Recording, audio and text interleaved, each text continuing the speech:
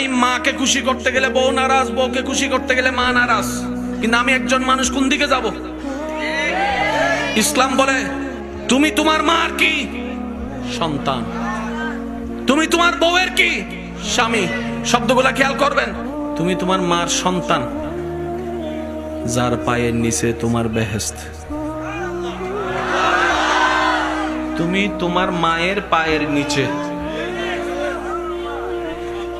তুমি তোমার বউয়ের কি? স্বামী। স্বামী মানে অভিভাবক। অভিভাবক কি নিচে না উপরে?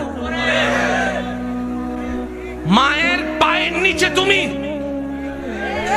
আর বউ তোমাকে মাথার উপর রেখেছে, কারণ তুমি বউয়ের অভিভাবক।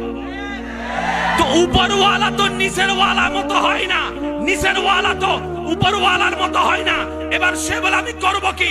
বলে যে শুনো, তুমি মাকে মাথায় রাখো, বউকে বুকে রাখো।